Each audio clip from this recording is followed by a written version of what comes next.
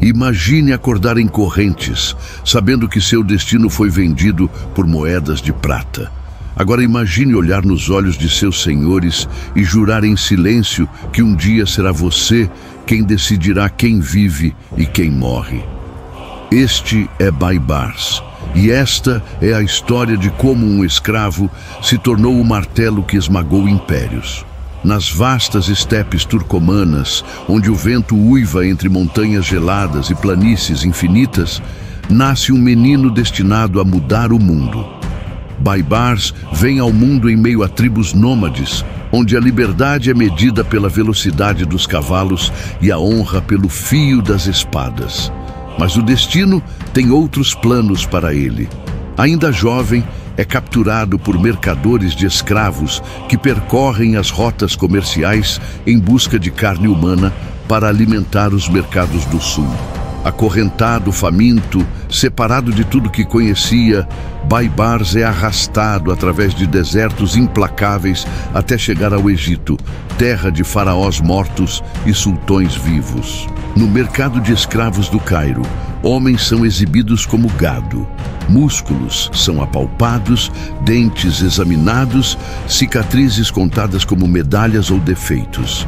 Baibars é comprado por um oficial mameluco, não por compaixão, mas por potencial.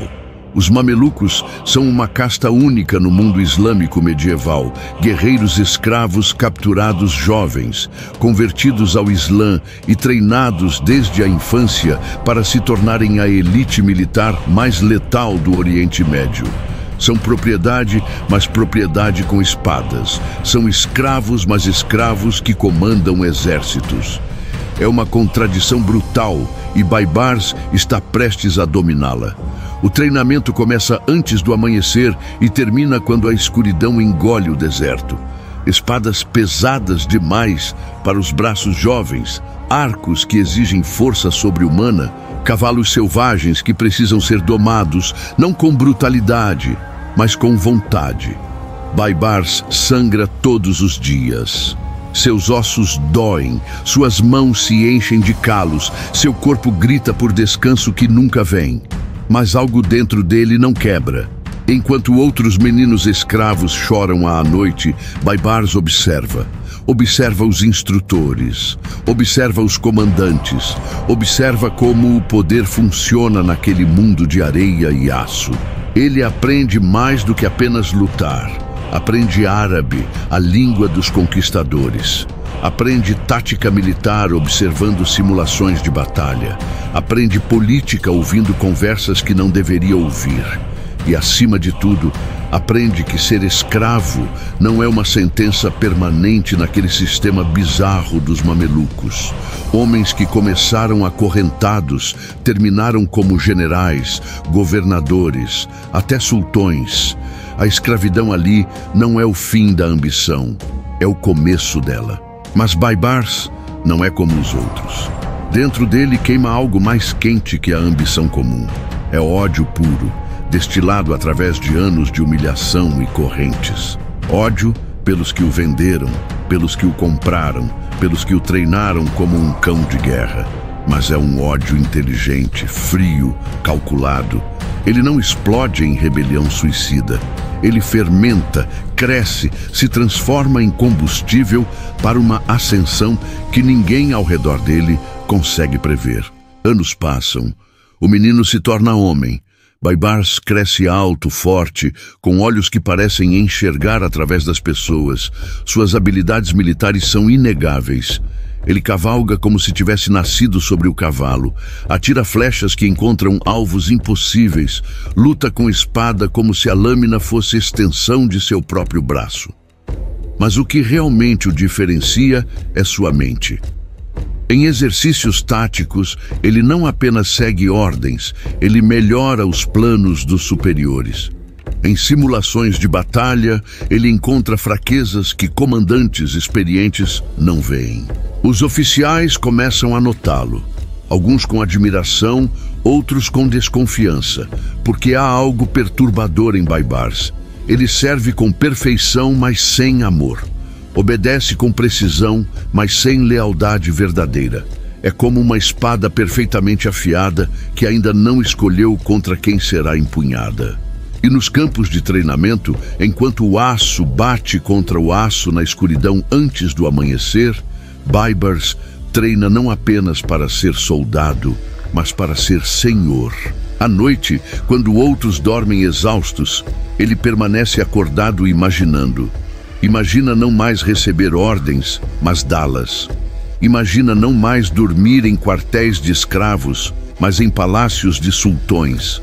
Imagina exércitos marchando sob suas bandeiras, cidades se curvando diante de seu nome, inimigos tremendo ao ouvir seus passos. São sonhos perigosos para um escravo. Sonhos que poderiam custar sua vida se falasse deles em voz alta. Então, Baibars não fala. Ele apenas observa, aprende e espera. O sistema mameluco é uma máquina de produzir guerreiros, mas também de produzir tensão. Escravos treinados para matar eventualmente percebem que têm as armas e seus senhores não. Lealdades se formam não com os senhores, mas entre os próprios mamelucos, unidos pela experiência compartilhada de serem propriedade que sangra. Baibars tece essas conexões cuidadosamente. Ele não é o mais popular, mas é respeitado. Não é o mais amado, mas é temido. E no mundo brutal dos guerreiros escravos, respeito e medo valem mais que amor. Enquanto isso, o mundo ao redor ferve com guerras e intrigas. O Egito mameluco está cercado de inimigos. Ao norte, os últimos reinos cruzados ainda se agarram à costa. Ao leste, rumores aterrorizantes chegam sobre uma tempestade vinda das estepes, um terror mongol que está varrendo a terra como fogo divino. E dentro do próprio Egito, sultões fracos se sucedem em golpes sangrentos, enquanto os mamelucos, a força que deveria proteger o trono, se tornam os verdadeiros árbitros do poder. Baibars absorve tudo isso. Ele vê o caos não como ameaça, mas como oportunidade, porque em tempos de ordem, escravos permanecem escravos. Mas em tempos de caos, homens com espadas e inteligência podem reescrever as regras. E Baibars está prestes a descobrir que o caos está chegando em uma escala que ninguém imaginou. Porque do leste, cavalgando através de montanhas de cadáveres e rios de sangue, os mongóis estão vindo. E com eles vem a chance que Baibars tem esperado a vida inteira.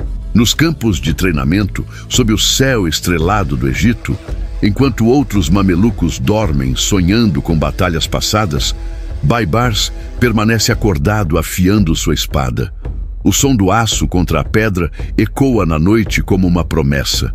O escravo está sonhando com um trono, e logo, muito em breve, o mundo inteiro saberá seu nome.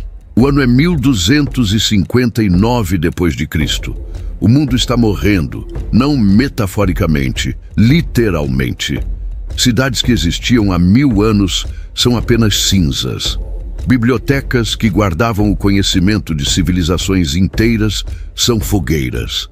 Rios correm vermelhos com sangue de tantos mortos que a água não consegue mais diluir a cor. E cavalgando através dessa apocalipse, sorrindo, vêm os mongóis. Eles não são apenas um exército, são uma força da natureza com forma humana, descendentes de Gengis Khan, o homem que transformou tribos nômades em uma máquina de guerra que conquistou da China a Europa Oriental. Os mongóis não conhecem derrota. Bagdá, a cidade dourada, joia do mundo islâmico, capital dos califas por 500 anos, caiu. Não apenas caiu, foi apagada. 800.000 mortos em uma semana. A casa da sabedoria que guardava conhecimento desde antes de Cristo, queimada. O rio Tigre ficou preto com tinta dos livros destruídos e vermelho com sangue dos estudiosos massacrados. E agora os mongóis olham para o sul, para o Egito, para o último grande poder islâmico que ainda está de pé. O comandante mongol Kitbuka, cristão nestoriano que odeia muçulmanos com fervor religioso, envia uma mensagem ao sultão mameluco Qutuz. A mensagem é simples e aterrorizante. Renda-se ou seja destruído. Não há terceira opção. Resistir é morrer. Lutar é desaparecer da história. Qutuz lê a mensagem em seu palácio no Cairo. Ao redor dele, conselheiros sussurram para aceitar termos, negociar, ganhar tempo. O terror mongol é invencível. Todos sabem disso. Exércitos chineses com milhões de homens caíram. Cavaleiros europeus em armaduras pesadas foram massacrados. Fortalezas consideradas inexpugnáveis foram tomadas. Como o Egito, com seus recursos limitados e exército pequeno, comparado aos horrores do leste, pode esperar sobreviver. Mas há um homem no Conselho de Guerra que não fala de rendição. Baibars, agora um comandante mameluco respeitado, veterano de dezenas de batalhas, olha para o sultão com aqueles olhos frios e diz algo que muda tudo. Os mongóis podem ser invencíveis nas estepes abertas, onde sua cavalaria pode manobrar livremente. Mas aqui, no terreno estreito da Palestina, entre colinas e passagens, eles podem sangrar. Eles podem morrer. E mais importante, eles podem ser enganados. Qutuz, que é corajoso mas não suicida, decide apostar tudo. Ele executa os embaixadores mongóis, uma declaração de guerra brutal, e marcha com todo o exército mameluco para o norte. 20.000 homens, talvez menos. Contra eles, o exército mongol, que nunca perdeu uma batalha campal em 50 anos de conquistas. As probabilidades são matemática de pesadelo, mas Baibars tem um plano. A batalha será em Ain Jalut, a nascente de Golias, um vale na Palestina. Baibars conhece o terreno, ele estudou cada colina, cada passagem, cada lugar onde um exército pode se esconder, e ele sabe que os mongóis, acostumados com a superioridade numérica e o terror de sua reputação, são arrogantes. Eles atacam primeiro, perguntam depois. E essa arrogância será sua ruína. Na manhã da batalha, enquanto o sol nasce sobre um campo que em breve ficará vermelho, Baibars posiciona a maioria do exército mameluco escondido entre as colinas. Apenas uma pequena vanguarda, liderada por ele mesmo, fica visível. Os mongóis, vendo o que parece ser uma força insignificante, atacam com a confiança de quem massacrou metade do mundo conhecido. A cavalaria mongol é uma visão do inferno. Milhares de cavaleiros em armaduras leves, movendo-se como água mortal, atirando flechas com precisão sobrenatural enquanto galopam. Eles não lutam em linhas organizadas como europeus. Eles fluem, cercam, atacam de todos os ângulos simultaneamente. E suas flechas caem como chuva envenenada, encontrando os espaços entre armaduras com precisão diabólica. Baibars finge pânico. Sua vanguarda recua, aparentemente quebrada pelo ataque inicial. Os mongóis, vendo a vitória fácil que esperam, perseguem com fome de sangue e cavalcam direto para a armadilha. Das colinas, dos flancos escondidos, dos lugares que os mongóis não viram porque estavam cegos pela arrogância da invencibilidade, o resto do exército mameluco emerge rugindo. Os mongóis, pela primeira vez em décadas, se encontram cercados. Eles, os mestres do cerco, os gênios da manobra, estão presos em um vale estreito com inimigos em todos os lados. A batalha, que deveria ser um massacre mongol, se transforma em moedor de carne, onde suas vantagens táticas são neutralizadas. Aqui, neste espaço apertado, é força contra força, espada contra espada, vontade contra vontade. E os mamelucos têm algo que os mongóis subestimaram: ódio, puro destilado, religioso ódio. Cada mameluco lutando em Ain Jalut sabe o que aconteceu em Bagdá. Cada um viu refugiados com histórias de horrores mongóis. E cada um sabe que se perderem hoje, o Egito será o próximo a queimar. Então eles lutam não por salários ou glória, mas por sobrevivência, por vingança, por apagar a mancha de Bagdá com sangue mongol. Baibars está em toda parte. cavalgando entre as linhas, coordenando ataques, tampando brechas, matando pessoalmente qualquer mongol que tenta reagrupar suas forças. Sua espada bebe sangue até parecer que nunca foi limpa. Seu cavalo pisa sobre cadáveres até que o campo inteiro se torne um tapete de morte. E ele grita ordens com voz que corta através do caos, mantendo os mamelucos organizados enquanto os mongóis, pela primeira vez, começam a desmoronar. Kitbuka, o comandante mongol, percebe tarde demais que caiu em uma armadilha. Ele tenta reorganizar, tenta usar as táticas que funcionaram 1000 vezes antes. Mas não há espaço para manobrar. Não há onde recuar. E os mamelucos, esses guerreiros escravos que o mundo subestimou, lutam como demônios nascidos da areia. A batalha se arrasta por horas. O sol do meio-dia brilha sobre um vale transformado em abatedouro. Quando finalmente termina, quando os últimos mongóis são mortos ou fugiram, o silêncio que cai é mais alto que qualquer grito. Milhares de mortos cobrem Ain Jalut, mas pela primeira vez em meio século, a maioria desses mortos usa a armadura mongol. O impossível aconteceu, o invencível sangrou. A tempestade que varreu da China à Polônia foi detida em um vale esquecido na Palestina por um exército de escravos liderados por um homem que nasceu em correntes. Baibars cavalga através do campo de batalha enquanto o sol se põe, sua armadura coberta de sangue que já está secando e escurecendo. Soldados mamelucos o saudam como herói, como salvador, como o homem que derrotou os mongóis. Mas Baibars não está pensando na batalha que acabou, está pensando no que vem depois, porque ele provou algo em Ain Jalut. Provou que é capaz de comandar exércitos, vencer batalhas impossíveis, fazer história. E agora, com essa prova sangrenta, ele está pronto para o próximo passo, o trono. A vitória em Ain Jalut muda tudo. O impossível aconteceu e os mamelucos são os responsáveis. Mensageiros cavalgam do campo de batalha para o Cairo, levando notícias que parecem mentira. Os mongóis foram derrotados.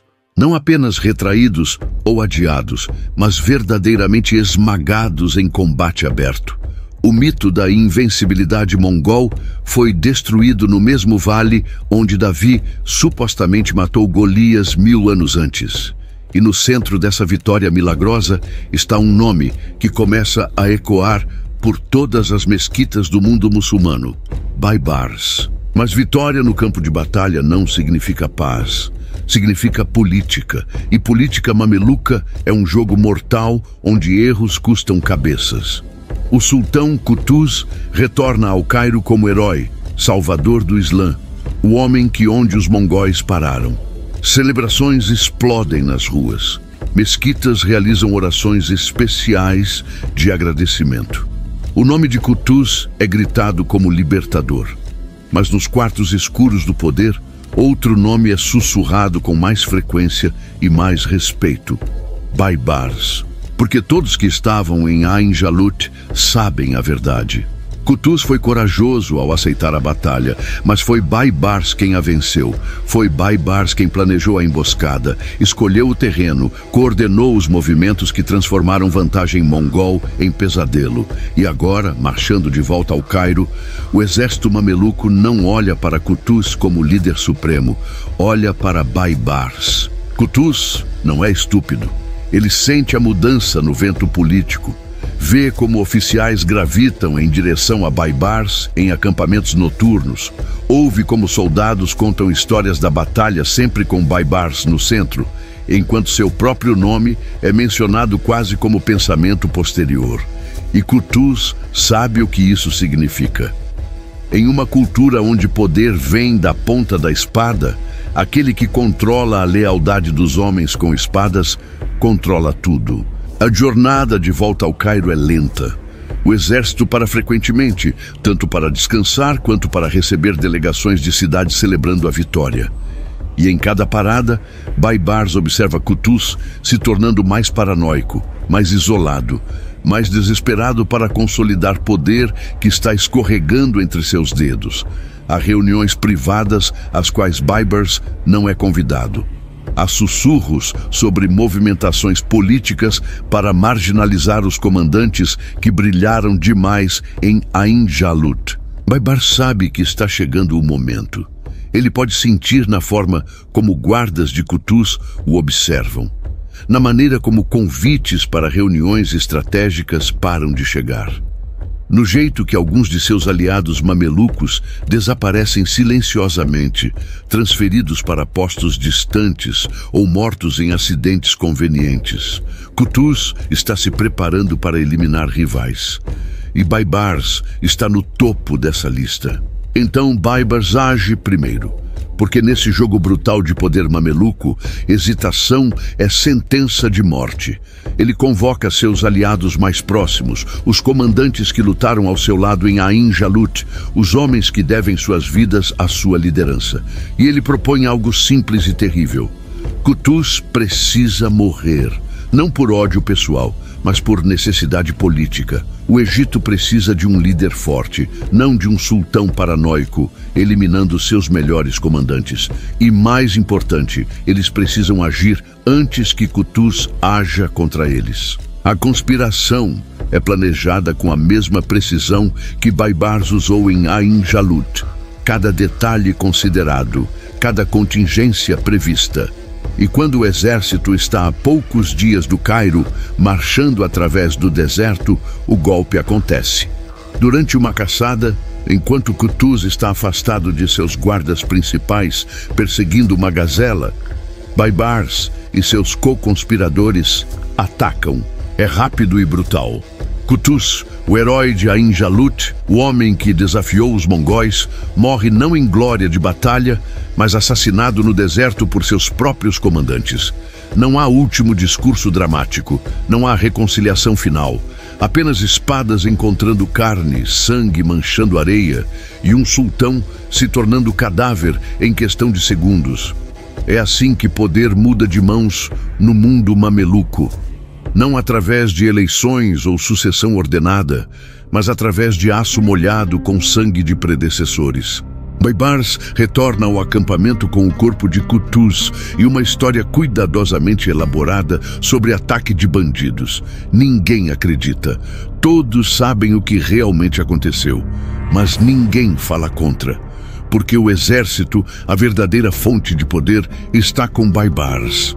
Os comandantes que poderiam contestar estão ou ao lado dele ou mortos, e então, quase sem cerimônia, quase como se fosse inevitável, Baibars é proclamado novo sultão do Egito e da Síria. O escravo das estepes turcomanas agora se senta no trono dos faraós. O menino vendido por moedas de prata agora controla tesouros que poderiam comprar reinos inteiros. O mameluco treinado para obedecer ordens agora é aquele que dá ordens que movem exércitos e mudam destinos. É uma ascensão tão improvável que parece ficção, mas é história. É poder puro, conquistado não por nascimento ou direito divino, mas por competência, crueldade e vontade de fazer o que outros hesitariam. A primeira coisa que Baibars faz como sultão é consolidar poder com eficiência brutal. Potenciais rivais são eliminados ou comprados. Aliados são recompensados com posições e riquezas. O exército é reorganizado para garantir lealdade pessoal a ele. E mensagens são enviadas para todos os cantos do mundo muçulmano, anunciando não apenas um novo sultão, mas uma nova era. Baibars se autodenomina vários títulos, mas um ressoa mais forte que os outros: Al-Malik al-Zahir, o rei vitorioso, e mais aterrorizante para os inimigos do Islã, Al-Malik al-Qahir, o leão do Islã. Não é apenas propaganda, é promessa e ameaça. Baibars olha para o mapa de seus domínios e vê não um império para administrar passivamente, mas um arsenal para ser empunhado. Ao norte, os cruzados ainda controlam fortalezas e cidades na costa. Esses invasores europeus que vieram há gerações prometendo libertar Terra Santa e que ficaram como parasitas sugando riqueza muçulmana. Baibars os olha com o mesmo ódio frio que guardou desde a infância. E ele promete a si mesmo e a Deus que não morrerá antes de varrer cada cruz da terra islâmica. Ao leste, os mongóis estão feridos, mas não destruídos. Ain Jalut foi vitória crucial, mas não final. Os herdeiros de Gengis Khan ainda controlam vastos territórios, ainda representam ameaça existencial. Baibars sabe que eles voltarão. E quando voltarem, ele estará pronto. Mas primeiro, os cruzados, porque eles estão mais próximos, mais vulneráveis e simbolicamente cruciais. Bagdá pode ter caído para mongóis, mas as cidades cruzadas cairão para Baibars. E o mundo inteiro saberá que o Islã não está morto, está rugindo, e o rugido tem nome: Baibars. No Palácio do Cairo, cercado por luxo que um dia pareceu impossível para um escravo, Baibars ordena que tragam mapas das fortalezas cruzadas. Ele os estuda como general, não como rei, porque governar é secundário, conquistar é primário. E há um império inteiro esperando para ser reconstruído sobre os ossos dos inimigos do Islã. O leão acabou de sentar no trono. Agora vem a caçada. Os cruzados pensaram que tinham para sempre. Gerações haviam nascido e morrido nos reinos cristãos, estabelecidos na Terra Santa após a primeira cruzada, no final do século XI depois de Cristo. Cidades como Acre, Trípoli, Antioquia não eram mais postos avançados temporários, mas lar. Castelos maciços de pedra pontilhavam a costa, fortalezas que pareciam imortais, construídas para resistir a qualquer cerco. E por décadas, enquanto o mundo muçulmano se fragmentava em conflitos internos, essas cidades cristãs prosperavam, quase esquecendo que eram invasores em terra estrangeira. Então Baibars se tornou sultão, e os cruzados rapidamente lembraram que prosperidade construída sobre conquista é sempre temporária, quando o conquistado finalmente encontra um líder. A campanha de Baibars contra os cruzados não é guerra normal. É sistematização do terror. Ele não simplesmente ataca, ele desconstrói a existência cruzada pedra por pedra, vida por vida, esperança por esperança. E começa com Cesareia, uma cidade costeira fortificada que os cruzados consideravam segura. Em 1265 d.C., o exército mameluco de Baibars cerca a cidade. O cerco é aula de engenharia militar e brutalidade psicológica. Baibars traz catapultas que lançam não apenas pedras, mas cadáveres de soldados cruzados mortos em batalhas anteriores. As mensagens são claras: rendição ou juntem-se aos mortos apodrecendo nas ruas. As muralhas de Cesareia, construídas para aguentar anos de cerco, caem em dias. Quando os mamelucos entram na cidade, não há misericórdia. Homens são mortos, mulheres e crianças escravizadas, e a própria cidade é sistematicamente destruída, não apenas conquistada, obliterada. Baibars ordena que as fortificações sejam derrubadas até os alicerces para que nunca mais possam ser usadas por invasores europeus. É estratégia deliberada. Cada cidade cruzada destruída envia mensagem para as outras.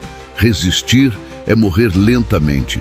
Render-se, talvez, apenas talvez, signifique sobreviver. E mais importante, cada fortaleza demolida significa que mesmo se os europeus enviarem outra cruzada, não terão onde se estabelecer. Baibars não está apenas vencendo batalhas, está apagando a infraestrutura da presença cruzada. Arsuf cai em seguida, depois Haifa, depois Safed, uma fortaleza dos cavaleiros templários tão maciça que parecia inexpugnável.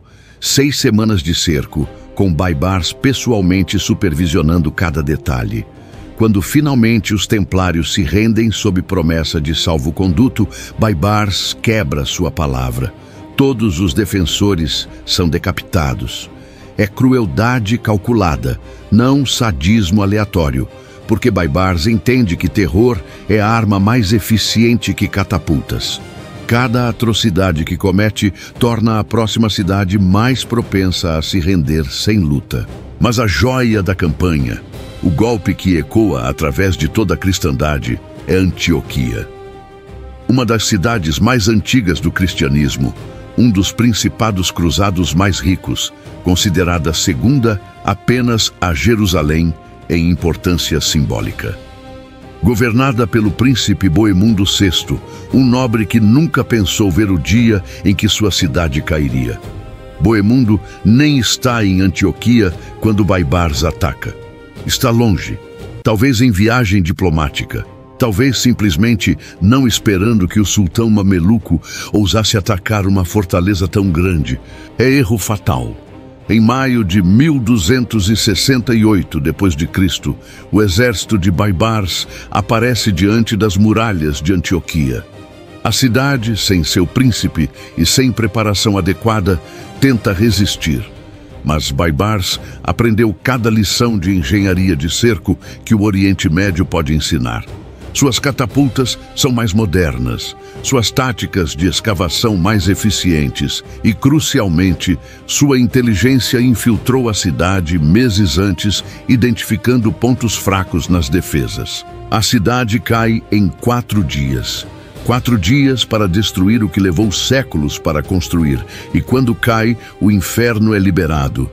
Baibars literalmente ordenou, que nenhum habitante cristão da cidade seja poupado. O massacre que se segue é tão completo que algumas estimativas colocam os mortos em 100.000 pessoas. Ruas literalmente ficam bloqueadas por pilhas de cadáveres. Igrejas que sobreviveram desde os primeiros séculos do cristianismo são saqueadas e queimadas. Relíquias sagradas são profanadas ou fundidas por seu ouro. A grande catedral de Antioquia, onde São Pedro supostamente pregou, é convertida em mesquita. Mas o toque de gênio cruel de Baibars vem depois.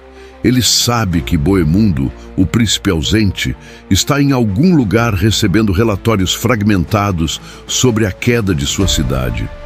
Então, Baibars escreve uma carta. Não um ultimato, não uma demanda, uma carta de zombaria pura. Ele descreve em detalhes terríveis o que aconteceu com Antioquia.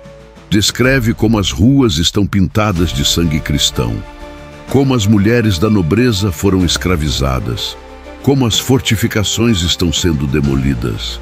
E então adiciona a linha mais cruel, já escrita por um conquistador a um conquistado. Você deveria ter estado aqui para ver sua cidade queimar. Mas não se preocupe, eu estava lá por você. A carta é obra-prima de guerra psicológica. Ela destrói Boemundo mais completamente que qualquer espada poderia, porque não apenas informa sobre a perda de sua cidade, mas esfrega seu rosto na humilhação de estar ausente, enquanto tudo que ele jurou proteger era aniquilado. É insulto tão profundo que Boemundo nunca se recupera politicamente. Ele se torna exemplo vivo do que acontece com príncipes cruzados que subestimam o leão do Islã. E Baibars não para. Cidade após cidade, fortaleza após fortaleza, o mapa da presença cruzada na Terra Santa encolhe como pele queimando. Jaffa, Belfort, Castelo Branco, todas caem em sucessão brutal. E em cada conquista, Baibars implementa o mesmo padrão. Destruição total das fortificações, eliminação ou escravização da população, conversão de igrejas em mesquitas. Não é apenas conquista militar, é apagamento cultural. Ele está revertendo 200 anos de presença cruzada, forçando a terra a esquecer que europeus alguma vez pisaram nela como senhores. Os reinos cruzados enviam mensageiros desesperados para a Europa pedindo ajuda. Uma nova cruzada, dizem as cartas, ou tudo estará perdido. Mas a Europa do século XIII d.C. não tem mais o fervor religioso ou os recursos para lançar expedições massivas. As cruzadas anteriores falharam tão espetacularmente, custaram tanto sangue e ouro, que a vontade política simplesmente não existe mais.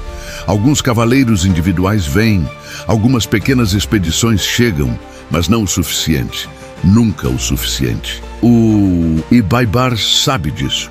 Seus espiões na Europa enviam relatórios sobre a apatia cristã, sobre como os reis europeus estão mais interessados em guerras uns contra os outros do que em salvar Terra Santa. Cada relatório confirma o que Baibars já suspeitava. Os cruzados estão sozinhos, e homens sozinhos diante de um exército mameluco vingativo não têm futuro. Mas não é apenas brutalidade sem propósito. Baibars usa o terror estrategicamente. Cidades que se rendem rapidamente às vezes são poupadas, seus habitantes permitidos a partir com suas vidas. Isso cria incentivo para a rendição em vez de resistência suicida. Mas qualquer cidade que mata mensageiros de Baibars ou tortura soldados mamelucos capturados recebe tratamento Antioquia. Massacre completo. É sistema de recompensa e punição tão claro que até o mais burro dos barões cruzados entende. E através de tudo isso, Baibars está pessoalmente presente. Ele não governa de um palácio distante enviando ordens por carta. Ele cavalga com seus exércitos, dorme em tendas de campanha, inspeciona pessoalmente cercos. Seus soldados o veem coberto de poeira de estrada, ouvem suas ordens sendo dadas em campos de batalha. Sabem que o sultão compartilha seus riscos. Isso cria lealdade que ouro não pode comprar. Baibars não é apenas comandante, é símbolo vivo da ressurgência muçulmana. A cada ano, mais cruzes caem. A cada ano, mais bandeiras com o leão de Baibars são hasteadas sobre fortalezas que pareciam eternas. E no Vaticano, em Paris, em Londres, mapas são redesenhados com tinta vermelha, cobrindo o que eram possessões cristãs. O sonho cruzado, iniciado com sermões apaixonados sobre recuperar Terra Santa, está morrendo não com batalha épica final, mas com sangria lenta de 100 pequenas derrotas. Em 1271 d.C., 15 anos após Baibars assumir o trono, o último grande bastião cruzado além de Acre é o Craque dos Cavaleiros, possivelmente a fortaleza mais impressionante já construída. Muralhas tão grossas que catapultas parecem brinquedos contra ela, guarnição de cavaleiros que passaram vidas inteiras treinando para defender aquelas pedras. Mas Baibars aprendeu que toda fortaleza tem fraqueza se você procurar tempo suficiente. O cerco dura semanas. Baibars usa não apenas força, mas engano. Forja uma carta supostamente do grão-mestre da Ordem dos Hospitalários, ordenando rendição. Quando os cavaleiros descobrem o truque, é tarde demais. Eles já abriram negociações. O craque cai, não porque suas muralhas foram quebradas, mas porque a vontade de seus defensores foi corroída por meses de isolamento e desespero. É vitória psicológica tanto quanto militar. Quando Baibars finalmente entra no Craque dos Cavaleiros, ele caminha através de corredores que ecoaram ordens em francês e latim por gerações. Olha para as capelas onde cavaleiros rezaram antes de batalhas. E então ordena tudo convertido. Capelas tornam-se mesquitas. Salões de banquete tornam-se quartéis para soldados mamelucos. E o estandarte com a cruz é arrancado e substituído pelo leão rugindo de Baibars. A mensagem é clara para qualquer europeu que ainda sonhe com recuperar Terra Santa. Não apenas perdemos as cidades, perdemos os símbolos. Não apenas fomos derrotados em batalha, fomos apagados da memória da terra. E o homem responsável por isso, o arquiteto dessa humilhação, é um ex-escravo que nasceu sem nada e agora controla o destino de impérios. Em seu comando militar em campo, enquanto o sol se põe sobre mais uma fortaleza cruzada destruída, Baibars recebe relatórios de suas conquistas. Mais de 50 cidades e fortalezas tomadas em menos de 20 anos. A presença cruzada reduzida a alguns portos costeiros vivendo em terror constante. E ele sabe que seu trabalho não está completo, mas está perto, muito perto. O martelo caiu sobre os cruzados e eles foram esmagados. Poder real não vem apenas de exércitos visíveis marchando sob bandeiras. Vem de olhos invisíveis, observando de cantos escuros, de ouvidos escutando conversas que deveriam ser privadas, de mensageiros que viajam mais rápido que rumores. E Baibars entende isso melhor que qualquer governante de sua era. Ele não é apenas sultão militar, é mestre das sombras, comandante de uma rede de espionagem tão eficiente que faria inveja a impérios modernos. A estrutura começa com o Barid, o serviço postal mameluco que Baibars transforma em algo muito além de simples entrega de cartas. Ele estabelece estações de revezamento a cada 30 quilômetros através de todo o seu império. Mensageiros em cavalos rápidos podem cobrir distâncias que normalmente levariam semanas em apenas dias. Mas não são apenas cartas oficiais que esses mensageiros carregam. São relatórios de inteligência, sussurros de mercados, rumores de palácios distantes. Cada estação de mensageiros é também posto de observação. Os homens que trocam cavalos são treinados para ouvir, observar, reportar. Um comerciante mencionando que viu tropas se movendo próximo à fronteira. Um peregrino falando sobre descontentamento em uma cidade distante. Um refugiado com histórias sobre conspirações. Tudo flui através do Barid até Cairo, até as mesas onde analistas compilam informação bruta em inteligência utilizável. E toda essa inteligência eventualmente chega a Baibars. Mas a rede vai muito mais fundo. Baibars planta espiões em cortes cruzadas, disfarçados como comerciantes, tradutores, até convertidos ao cristianismo, que na verdade permanecem leais ao Islã. Esses agentes enviam informação sobre dissidências entre príncipes cruzados, sobre planos de defesa de fortalezas, sobre remessas de ouro e armas vindas da Europa. Quando Baibars ataca uma cidade cruzada, ele frequentemente sabe mais sobre suas defesas que os próprios defensores. E funciona nos dois sentidos. Baibars usa a rede não apenas para coletar informação, mas para plantar desinformação.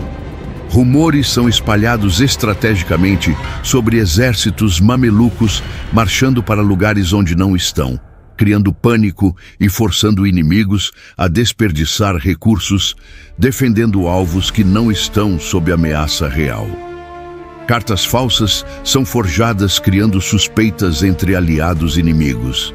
Ele joga aliança contra aliança, usando informação como arma tão mortal quanto espadas. Dentro do próprio Império Mameluco, a vigilância é ainda mais intensa. Baibars sabe que maior perigo para qualquer sultão não vem de inimigos externos, mas de rivais internos. Então, ele tem espiões observando seus próprios comandantes, relatando sobre quem se encontra com quem está acumulando riqueza suspeita, quem fala mal do sultão em conversas privadas. É paranoia necessária.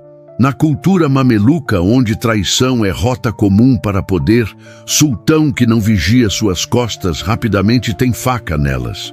Mas Baibars não governa apenas pelo medo da vigilância. Ele usa a informação que coleta para recompensar lealdade antes que traição seja tentada. Comandante mostrando sinais de ambição demais pode acordar promovido para posição lucrativa, mas politicamente impotente. Oficial murmurando sobre descontentamento pode receber visita pessoal de Baibars, ouvindo preocupações e fazendo concessões estratégicas.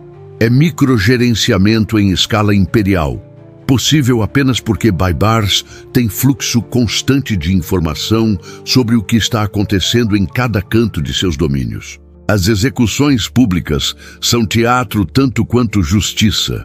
Quando o traidor é descoberto, e eles são descobertos porque a rede de Baibars é tão pervasiva, a punição é espetáculo público. Não por sadismo, mas por educação. Cada execução é lição para qualquer um mais pensando em traição. Vejam o que acontece com aqueles que me desafiam. E as execuções são criativas em sua brutalidade. Empalamento para crimes particularmente graves. Decapitação pública em praças lotadas. Corpos deixados pendurados como avisos. Mas entre a brutalidade, há também eficiência administrativa surpreendente. Baibars usa sua rede de inteligência para monitorar a economia de seu império. Relatórios sobre colheitas, preços de mercado, movimento de comerciantes. Quando seca ameaça causar fome em uma região, Baibars sabe antes que governadores locais relatem oficialmente. Ele pode mover grãos de áreas de abundância para áreas de necessidade, prevenindo crises antes que explodam em rebeliões. É governança através de informação, conceito revolucionário em uma era onde a maioria dos governantes confia em relatórios atrasados e frequentemente mentirosos. E então há as cartas. Baibars é escritor prolífico, enviando centenas de cartas pessoalmente. Não apenas ordens militares, mas correspondência diplomática, ameaças psicológicas, propaganda religiosa. A carta para Boemundo sobre Antioquia é apenas exemplo mais famoso. Ele escreve para governantes mongóis, misturando ameaças com ofertas de paz condicional. Escreve para líderes muçulmanos em terras distantes, enfatizando sua legitimidade como defensor do Islã. Cada carta é calculada para efeito máximo, seja inspirar aliados ou aterrorizar inimigos. As cartas também servem propósito interno. Baibars escreve para governadores provinciais com instruções detalhadas sobre administração. E essas cartas são frequentemente lidas em público, garantindo que a população saiba que o sultão está atento. É presença panóptica. Mesmo quando Baibars está fisicamente no Cairo ou em campanha militar em algum lugar distante, suas cartas fazem com que sua vontade seja sentida em todo lugar simultaneamente. Mas a joia da coroa de sua rede de inteligência é algo mais sutil. Baibars cultiva relacionamento com sufis, místicos islâmicos que viajam livremente através de fronteiras e são respeitados em todas as comunidades muçulmanas. Esses sufis se tornam informantes não oficiais, relatando o que veem em suas viagens.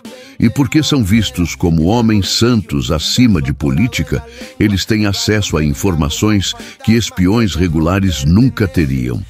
É golpe de gênio usar religiosidade como ferramenta de inteligência. A rede também se estende para território inimigo de maneiras surpreendentes. Baibars patrocina comerciantes muçulmanos que fazem negócios em terras cristãs, sabendo que esses comerciantes naturalmente observam e ouvem coisas úteis. Ele oferece refúgio para desertores de exércitos inimigos em troca de informação sobre táticas e planos. Até prisioneiros de guerra são interrogados sistematicamente com informação coletada, sendo catalogada e analisada para padrões. E Baibars é consumidor voraz de toda essa informação. Enquanto outros sultões delegam análise de inteligência para subordinados, Baibars pessoalmente lê relatórios, faz perguntas, cruza referências entre fontes diferentes. Ele desenvolve compreensão quase sobrenatural de situação política através do mundo conhecido. Quando toma decisões, não são baseadas em intuição ou impulso, mas em análise fria de dados coletados por centenas de olhos e ouvidos espalhados através de continentes. Isso lhe dá vantagens estratégicas incríveis. Quando planeja campanha militar, ele sabe exatamente qual comandante inimigo é corrupto e pode ser subornado, qual fortaleza tem guarnição desmoralizada, qual príncipe está em conflito com aliados e pode ser isolado. Guerra para Baibars não é apenas exércitos chocando em campos de batalha. É tabuleiro de xadrez, onde ele vê peças que seus oponentes não sabem que existem. E o terror que isso cria é psicológico profundo. Príncipes cruzados começam a suspeitar de seus próprios conselheiros, perguntando-se quem está relatando para Baibars. Comandantes têm medo de discutir planos até em salas privadas, paranoicos que as paredes têm ouvidos mamelucos. E essa paranoia é tão paralisante quanto qualquer cerco militar. Faz líderes hesitarem, duvidarem, cometerem erros nascidos do medo de que, de alguma forma, Baibars já sabe o que estão pensando. A história, possivelmente apócrifa, mas amplamente acreditada, de um governador provincial que planejava rebelião em segredo. Antes que pudesse agir, recebeu carta de Baibars listando todos os co-conspiradores, todas as reuniões que tiveram, até o que comeram em seus encontros secretos. O governador se rendeu sem luta, aterrorizado pela onisciência aparente do sultão. Real ou não, história ilustra a reputação que Baibars cultiva. A de um homem que vê tudo, sabe tudo, está sempre 10 passos à frente. Mas há custo para viver assim. Baibars se torna homem sem verdadeiros amigos, apenas aliados temporários e inimigos permanentes. Ele não pode confiar em ninguém completamente, porque sabe, melhor que qualquer um, como facilmente lealdades são compradas ou quebradas. Suas noites são gastas lendo relatórios, em vez de desfrutar prazeres de poder. Ele dorme pouco, sempre vigilante, sempre analisando, sempre planejando. E o Império responde. Sob vigilância constante de Baibars, rebeliões são esmagadas antes de começarem. Conspirações são descobertas quando ainda são apenas conversas bêbadas.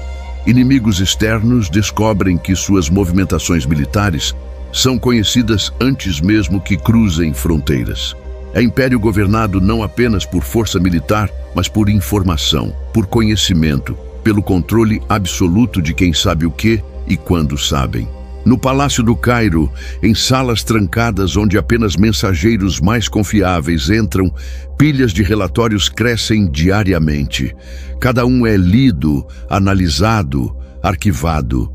E Baibars, o ex-escravo que agora controla não apenas exércitos, mas a própria informação que governantes precisam para sobreviver, entende verdade fundamental sobre poder. Quem controla o que é sabido, controla o que é possível. E ninguém em sua era controla conhecimento como ele. O mestre das sombras vê tudo, e o que ele vê, ele conquista. Todo império carrega dentro de si as sementes de sua própria destruição. E Baibars, por todo o seu gênio militar e político, não pode escapar dessa verdade. Porque governar através de terror e vigilância cria ressentimento. E ressentimento, dado tempo suficiente, transforma-se em rebelião. O sultão que destruiu cruzados e humilhou mongóis agora enfrenta inimigo mais perigoso: o descontentamento dentro de seu próprio império.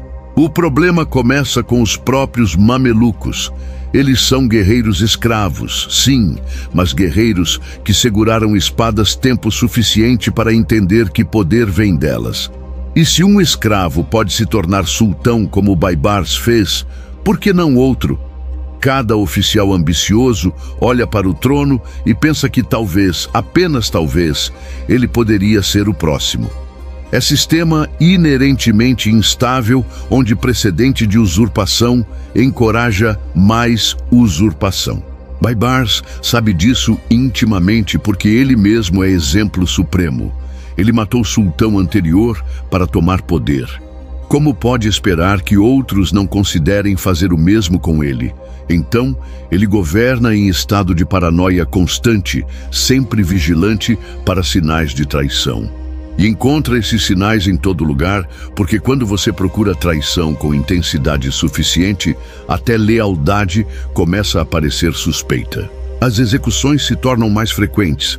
Comandantes que mostraram bravura em Ain Jalut, mas agora parecem popular demais com tropas, desaparecem em acidentes convenientes.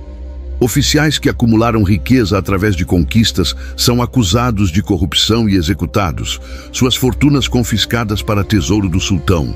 É lógica brutal, mas necessária do poder autocrático. Elimine rivais antes que eles eliminem você. Mas isso cria ciclo vicioso. Cada execução gera mais ressentimento entre mamelucos sobreviventes. Eles começam a perceber que lealdade não garante segurança, que servir Baibars bem pode ser tão perigoso quanto servir mal se você se tornar visível demais. Então, lealdades se fragmentam. Facções se formam em segredo. Grupos de oficiais jurando proteger uns aos outros contra o que veem como paranoia assassina do sultão. E não são apenas mamelucos.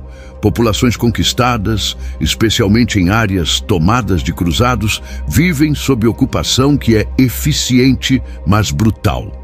Cristãos locais que sobreviveram às conquistas iniciais são cidadãos de segunda classe, pagando impostos pesados e vivendo com medo constante de perseguição.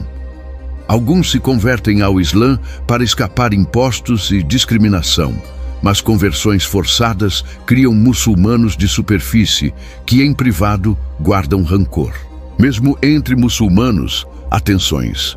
Baibars favorece mamelucos sobre árabes nativos para posições de poder, criando aristocracia militar de ex-escravos governando sobre população que tem raízes na região por séculos.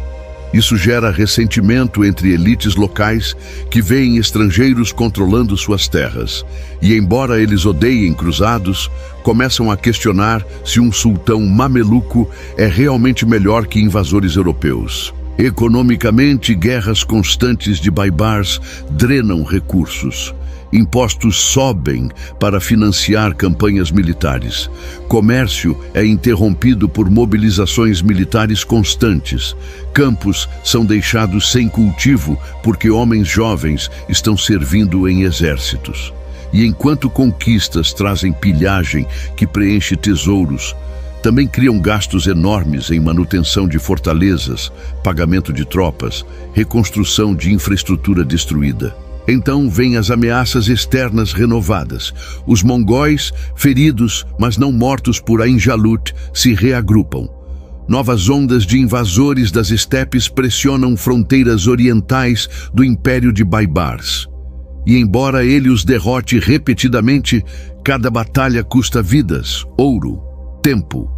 É guerra de desgaste que favorece os mongóis, porque suas fontes de recrutas nas estepes da Ásia são quase ilimitadas, enquanto Baibars depende de importar escravos e treinar mamelucos, processo que leva anos. No norte, Armênia Cilícia, reino cristão nas montanhas, se alia com mongóis contra Baibars. É aliança estratégica para eles, juntando dois inimigos do sultão mameluco. Baibars responde com fúria, invadindo a Armênia em campanhas punitivas que devastam o país. Cidades são queimadas, populações massacradas ou escravizadas. Mas a Armênia está em território montanhoso difícil, e cada campanha lá custa mais do que ganha. Internamente, conspirações borbulham constantemente. A rede de espionagem de Baibars descobre complôs quase mensalmente. Alguns são sérios, tramas bem planejadas envolvendo múltiplos comandantes e apoio externo. Outros são pouco mais que conversa bêbada entre oficiais descontentes. Mas Baibars trata todos com mesma severidade mortal. Perdoar traição, mesmo traição potencial, seria visto como fraqueza. E fraqueza em sultão mameluco é convite para assassinato. As execuções se tornam mais elaboradas, mais públicas, mais projetadas para aterrorizar. Traidores são empalados em praças públicas, onde morrem lentamente por dias. Famílias de conspiradores são às vezes executadas também. Política de culpa coletiva, destinada a fazer homens pensarem duas vezes antes de arriscar não apenas suas próprias vidas, mas de seus filhos. É terror estatal na forma mais pura e funciona no sentido de prevenir rebeliões abertas. Mas não pode eliminar o ódio que fermenta em silêncio. E há problemas que nem terror pode resolver. Secas ocasionais causam fomes que nenhuma quantidade de redistribuição de grãos pode totalmente mitigar. Pragas que varrem através de cidades matando milhares, vistas por populações supersticiosas como punição divina. Baibars tenta manter ordem através desses desastres, mas até sultão mais poderoso não pode controlar clima ou doença. As tensões religiosas também aumentam. Baibars, como governante muçulmano, deve equilibrar diferentes seitas islâmicas, cada uma reivindicando ser ortodoxia verdadeira. Sunitas e xiitas olham uns para os outros com suspeita, e Baibars deve navegar essas divisões cuidadosamente para evitar que explodam em violência que enfraqueceria o império de dentro. Há também questão da legitimidade religiosa. Baibars é sultão através de conquista e assassinato, não através de linhagem ou eleição legítima. Para contornar isso, ele faz manobra política brilhante, mas reveladora de insegurança. Encontra sobrevivente da dinastia abássida, família que governou o califado islâmico por séculos, até mongóis destruírem Bagdá, e o instala no Cairo como califa fantoche. É puramente teatro político. O califa não tem poder real, mas sua presença dá verniz de legitimidade religiosa ao governo de Baibars. Mas essa manobra também mostra fraqueza fundamental. Baibars, por todo seu poder militar, sente necessidade de validação externa. Ele precisa que a autoridade religiosa diga que seu governo é legítimo perante Deus. E se ele precisa disso, outros também questionam. Murmúrios circulam em mesquitas sobre se verdadeiro muçulmano pode servir sultão que tomou poder através de assassinato. São murmúrios perigosos que nem todas as redes de espionagem do mundo podem totalmente silenciar. Então há solidão do poder absoluto. Baibars não tem confidentes verdadeiros. Todos ao redor dele são ou subordinados que temem contrariá-lo ou potenciais rivais que ele deve vigiar. Sua família oferece pouca consolação. Casamentos dinásticos são ferramentas políticas, não fontes de afeto. Seus filhos são mantidos sob vigilância tanto para protegê-los quanto para garantir que não se tornem centros de conspirações alternativas. As noites de Baibars são gastas em vigilância constante. Ele dorme pouco, sempre esperando faca no escuro. Provadores testam sua comida por veneno.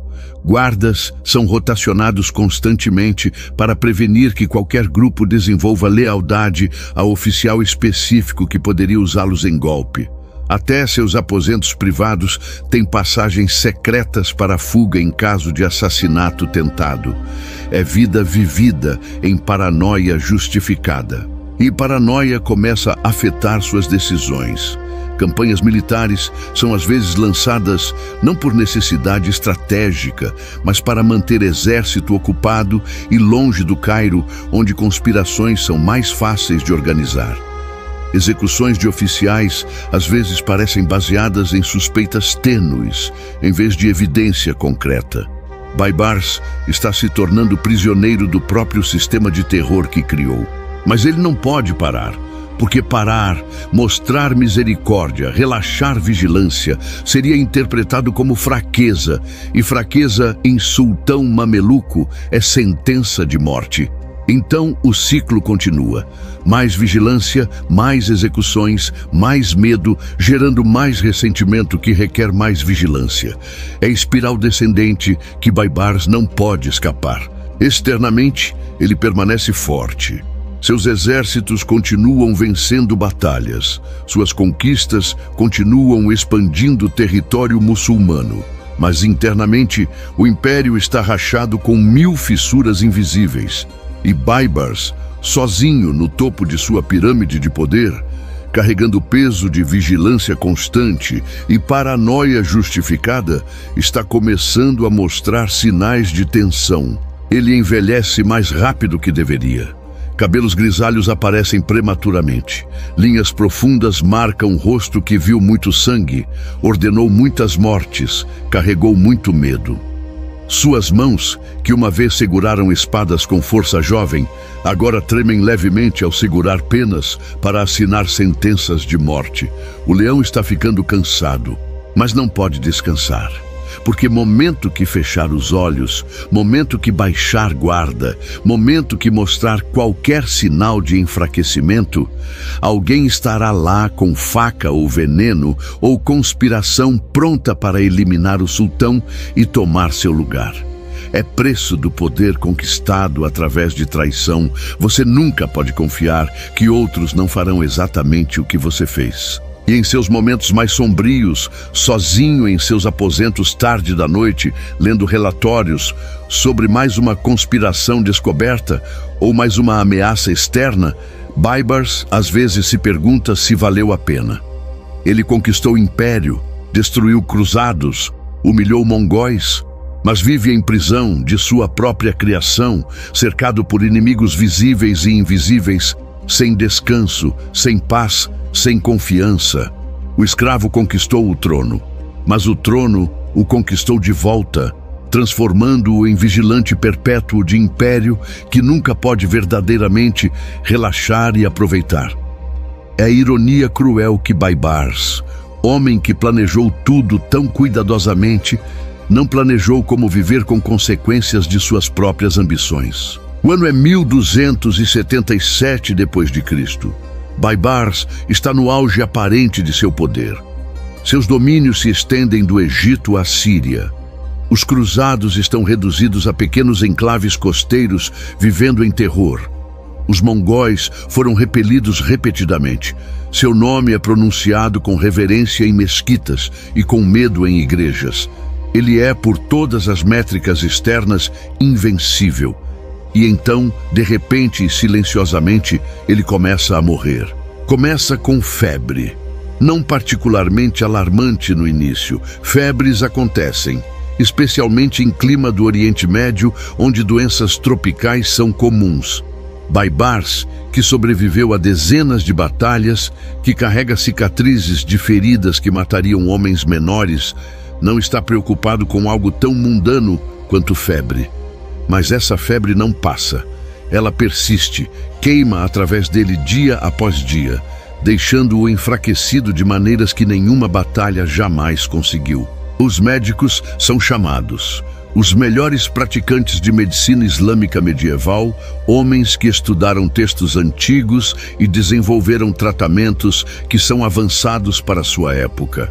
Eles examinam o sultão, sentem seu pulso, estudam sua urina, consultam estrelas, porque medicina medieval mistura ciência com astrologia. E seus diagnósticos são vagos, inconclusivos. Desequilíbrio de humores, talvez. Influência planetária desfavorável. Mal-estar dos órgãos internos. Tratamentos são tentados. Sanguessugas para extrair sangue ruim, poções feitas de ervas raras importadas de terras distantes, orações e talismãs abençoados por homens santos. Nada funciona. A febre continua, às vezes diminuindo para dar falsa esperança, depois voltando com vingança. E Baibars, homem que sempre confiou em sua força física, sente corpo traindo-o de maneiras que inimigos nunca conseguiram. Rumores começam a circular. Em mercados, em quartéis, em salas de conselho, sussurros falam não de doença natural, mas de veneno. E em cultura, onde líderes frequentemente morrem por envenenamento, rumores têm plausibilidade terrível. Quem envenenou o sultão? Rivais mamelucos, agentes mongóis, conspiradores cruzados? Ou talvez alguém ainda mais próximo, membro da própria corte de Baibars, cansado de viver sob seu governo de terror? A verdade é que nunca saberemos com certeza. Relatos históricos são contraditórios. Alguns dizem que Baibars bebeu cumes fermentado demais, bebida de leite de égua popular entre povos das estepes, mas perigosa se preparada incorretamente. Outros insistem que foi veneno deliberado, talvez administrado durante banquete, e alguns simplesmente atribuem a doença natural, corpo finalmente cedendo a décadas de tensão, batalhas, feridas acumuladas. Mas para Baibars, deitado em seus aposentos enquanto febre queima através dele, a causa é menos importante que a realidade. Ele está morrendo. O guerreiro que desafiou impérios está sendo derrubado por inimigo que não pode lutar com espada ou estratégia. E pela primeira vez em sua vida adulta, Baibars enfrenta algo que não pode controlar através de força de vontade ou inteligência brutal: mortalidade. Seus momentos conscientes são gastos tentando assegurar sucessão. Ele tem filhos, mas são jovens, não testados. Em mundo mameluco, onde poder vem através de conquista e lealdade militar, filho de sultão não herda automaticamente.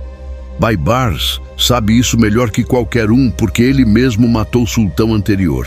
Então ele tenta arranjar alianças, garantir que comandantes-chave apoiarão seus filhos. Mas até nesses esforços finais, pode sentir lealdades vacilando. Oficiais que juraram lealdade eterna fazem promessas que ambos sabem que serão quebradas momento que Baibars morrer. Há momentos de lucidez entre febre onde Baibars reflete sobre vida extraordinária.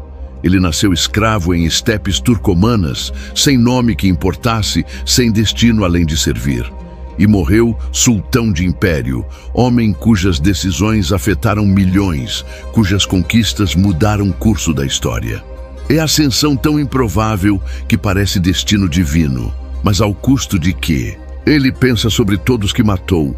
Não inimigos em batalha, isso é esperado em guerra, mas assassinatos políticos. Qutuz, o sultão que ele matou para tomar trono. Dezenas de comandantes mamelucos executados por traição real ou imaginária. Milhares de civis em cidades conquistadas mortos para fazer exemplos. No final, quando mente está clara entre delírios de febre, Baibars se pergunta se Deus julgará essas mortes como necessárias ou como massacres que condenarão sua alma. Não há arrependimento exatamente. Baibars é produto de seu tempo e cultura, onde violência é ferramenta política aceita. Mas há algo parecido com melancolia, contemplação de vidas não vividas, escolhas não feitas. Poderia ter governado de forma diferente, com menos terror e mais misericórdia? Poderia ter confiado em aliados em vez de viver em paranoia constante? Mas essas perguntas não têm respostas úteis. História não lida com o que poderia ter sido, apenas com o que foi. Seus últimos dias são confusão de dor e momentos de clareza aterrorizante. Médicos administram ópio para a dor, o que traz alucinações misturadas com memórias. Baibars vê novamente o campo de batalha de Ain Jalut, cavalos e homens em caos glorioso. Vê muralhas de Antioquia queimando, cruzes caindo. Vê os olhos de Qutuz no momento antes da morte, surpresa e traição congeladas para sempre. E na escuridão crescente de seus aposentos, com cortinas puxadas porque luz fere olhos febris, Baibars ouve sons distantes do Cairo. Chamados de oração de minaretes, mercados farfalhando com comércio, vida continuando sem ele, e ele percebe verdade fundamental. Impérios sobrevivem a imperadores. Suas conquistas continuarão em mapas e livros de história, mas o homem Baibars, o escravo que sonhou com trono e realizou esse sonho através de sangue e vontade, esse homem desaparecerá na morte como todos os homens desaparecem. Há uma ironia final e cruel. Baibars passou vida inteira vigilante contra assassinos, contra veneno, contra traição. Ele sobreviveu a 1000 tentativas de matá-lo através de inteligência e paranoia. Mas no final, se foi veneno ou doença, ou simplesmente exaustão acumulada, ele morreu não em batalha gloriosa, mas em cama, enfraquecido e febril. O leão que rugiu através de 2 décadas termina não com rugido, mas com suspiro. Na manhã de 1º de julho de 1277 d.C., Baibars morre. Não há dramaticidade de última hora, não há palavras finais inspiradoras registradas. Simplesmente, entre uma respiração e a próxima, o homem que mudou o mundo para de respirar, Os atendentes percebem, confirmam e rapidamente saem para informar a corte. O sultão está morto. Vida longa ao sultão. O cíclico ritual de sucessão mameluca começa novamente. Baibars é enterrado com honras apropriadas a conquistador. Orações são ditas. Mesquitas em todo o império realizam serviços memoriais. Poetas compõem elegias celebrando suas vitórias. E então, com velocidade surpreendente, Império segue em frente. Porque enquanto Baibars foi extraordinário, sistema mameluco que ele exemplificou continuará por séculos depois de sua morte. Outros sultões virão, muitos através dos mesmos métodos sangrentos que ele usou. Mas em seus últimos momentos conscientes, antes que febre e ópio o levassem para sempre, Baibars talvez compreendeu algo que poucos conquistadores entendem. Você pode ganhar o mundo inteiro através de espada e estratégia. Pode fazer reis tremeram e impérios caírem. Mas no final, até o guerreiro mais poderoso enfrenta inimigo que não pode ser derrotado. Morte vem para todos, escravos e sultões igualmente. A única diferença é que sultões morrem em camas de ouro, em vez de no chão da prisão. Mas morrem do mesmo jeito. O leão caiu. E o silêncio que se segue é mais alto que qualquer rugido de batalha.